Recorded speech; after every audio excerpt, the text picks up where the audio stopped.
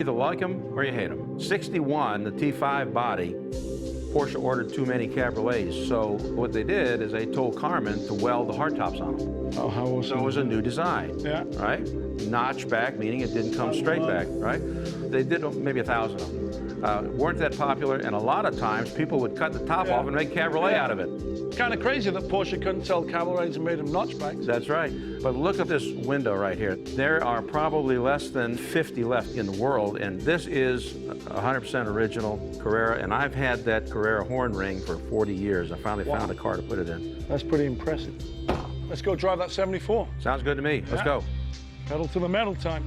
People that collect cars, I get it, but to me, I'm more about driving, so you know, I really responded to the fact that he drives his cars, and I'm pretty excited to go drive that 74 Carrera of his, so let's get out and drive.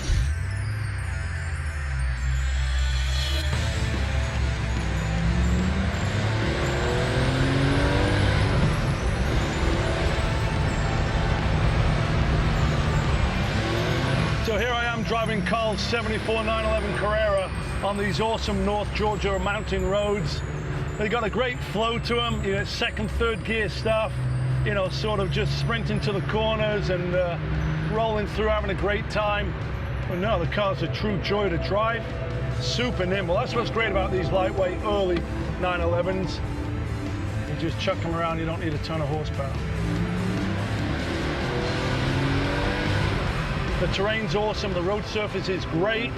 Air-cooled heaven out here in the North Georgia mountains. Let's go one more.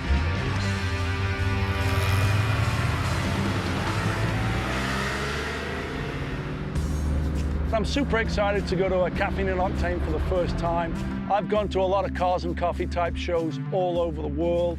I want to see if they live up to the hype of Caffeine and Octane, ATL being the biggest car show in America. So I'm going to find out tomorrow. I'm super excited. Look at this beast. What did you bring with you? Is that an old Plim? I haven't seen one of these in quite some time. Look at the heads on this thing. They're massive.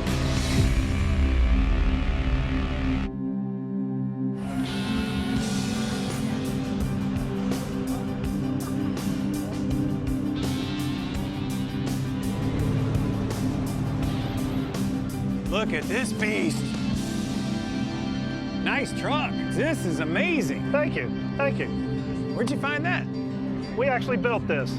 Yeah. We found the cab in Belk, Alabama. It was a water truck. This is a 69 C50. We put it on a 1970 C30 Wedge Chassis. We put about 500 miles on it.